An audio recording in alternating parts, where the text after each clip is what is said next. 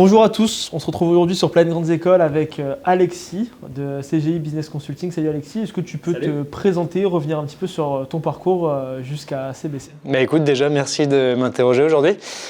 Donc je m'appelle Alexis, effectivement je suis consultant chez CGI Business Consulting depuis maintenant 1 an et demi. J'ai rapidement fait mes études à Audencia Bachelor donc pour cette première partie avec des stages en business development et puis un petit peu d'audit interne. J'ai intégré ensuite GEM en programme grande école AST et puis à l'issue de cette formation à GEM, j'ai intégré CGI Business Consulting. Alexis, justement, pourquoi tu as privilégié CGI plutôt qu'un autre cabinet de conseil à la sortie de GEM?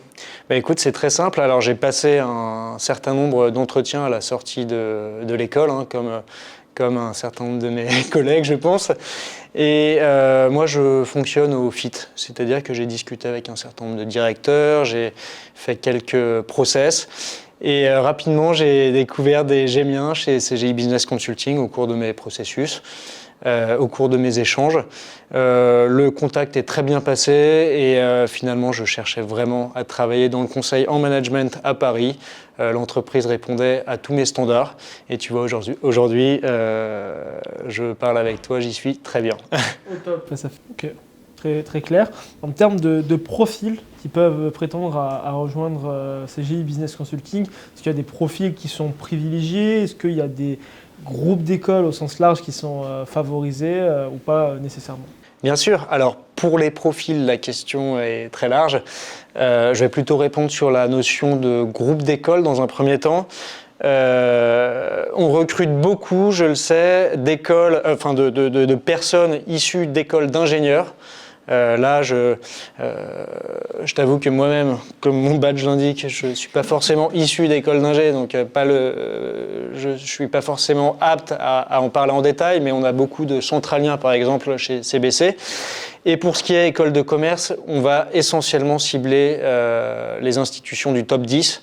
Et je sais que, par exemple, GEM est une école cible pour cette entreprise. Et Alexis, concrètement, comment se passe une journée type, par exemple, chez un client?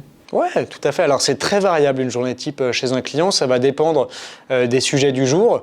Tu peux intervenir aussi bien auprès des opérationnels que en soutien plus sur des fonctions support. Encore une fois, c'est très variable. Tu arrives souvent le matin à partir de 9h, tu vas passer du temps avec tes collègues et avec ton client. C'est important de pouvoir bien appréhender le contexte à travers des discussions informelles avec lui. Ta journée va être ponctuée d'un certain nombre de réunions, toujours pour comprendre les enjeux auxquels tu t'exposes.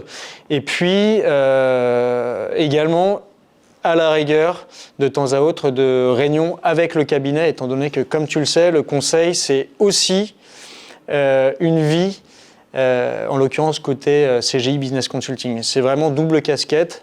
La mission chez le client dans laquelle tu t'investis très principalement, bien évidemment, mais aussi un petit investissement qui est demandé pour le cabinet. Comme quoi, par exemple?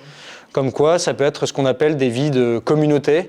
Donc la communauté, ça va être des groupes internes au cabinet dans lesquels on va réfléchir à des sujets sociétaux, des sujets commerciaux pour faire avancer en fait les différents sujets qu'on traite en mission chez nos clients et avec nos clients. De manière générale, c'est quoi les qualités qui sont requises pour être consultant?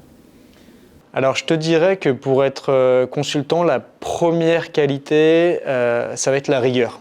La rigueur, pourquoi? Parce qu'on va te demander un certain nombre de livrables, quels qu'ils soient. C'est aussi la diversité du conseil. Tu peux intervenir sur un grand nombre de sujets que tu ne vas pas forcément maîtriser. Donc, il va falloir être capable de sortir de ta zone de confort tout en s'accrochant pour délivrer quelque chose de grande qualité. La rigueur, mais tu le comprends à travers mes propos aussi, l'adaptabilité. Tu touches à tout et en particulier, là on est à GEM aujourd'hui, donc je peux en parler. En sortie d'école, on découvre, on ne maîtrise pas tout, on n'a pas exploré toutes les matières les plus techniques souvent en cours. Et donc, il faut être capable de s'ouvrir, de s'ouvrir à la nouveauté. et puis de s'accrocher pour apprendre tout en délivrant. Et le dernier point, je dirais, c'est également l'aisance relationnelle, parce que par la force des choses, et avec cette double casquette dont je parlais, cabinet et client, tu es en contact avec énormément de personnes, donc être en mesure d'assurer des entretiens avec ton client, de rebondir avec une réunion auprès de tes collègues CBC. Il y a cette dimension qui reste proéminente. Pour les étudiants qui nous regardent, quelles sont les expériences qui sont valorisables pendant justement les années en grande école, que ce soit en termes de stage, d'un point de vue associatif, d'un point de vue cours, spécialisation, qui sont valorisées à l'issue justement de la diplomation et de l'arrivée sur le marché de l'emploi? Alors tu as plusieurs... en fait, toute expérience déjà, je pense, est valorisable. On sait très bien que quand un étudiant pénètre le marché du conseil pour un premier emploi, il n'a pas forcément toutes les compétences attendues par un client précis. Donc il va s'agir de montrer une certaine diversité dans les expériences, une certaine motivation dans les projets qui ont été menés au cours des études de la personne. Donc que ce soit par exemple pendant la vie associative, si tu as fait partie d'un B2, que tu as mené à bien, j'en sais rien, un week-end d'intégration de A à Z, ou que tu as géré toute la partie financière, eh bien c'est très bien, ça il faut le valoriser, il faut le mettre en avant, montrer qu'on est capable d'assurer un projet et d'en assumer les conséquences. Et pour ce qui est des stages ou des alternances, peu importe, c'est à peu près la même chose, il faut essayer de trouver une continuité logique entre ce qui a été fait par le passé et le practice, l'entité au sein du cabinet de conseil, au sein de laquelle l'étudiant va candidater. Toujours essayer de trouver cette cohérence globale dans ce que la personne va entreprendre. Et une journée type chez CBC, ça se passe comment? Alors une journée type chez CBC, généralement, si tu veux en profiter au maximum, tu viens en présentiel à la Tour. À savoir que, évidemment, aujourd'hui, le télétravail est largement démocratisé. Le présentiel, tu arrives, tu prends un petit café avec tes collègues, c'est essentiel de sociabiliser, de bien s'entendre avec chacun. Ah bah tu sais de quoi il s'agit. Si tu prends un café Si tu bois pas de café, tu peux essayer de te rabattre sur le thé. Et là, si tu bois pas de thé, je peux pas te répondre. Je suis désolé.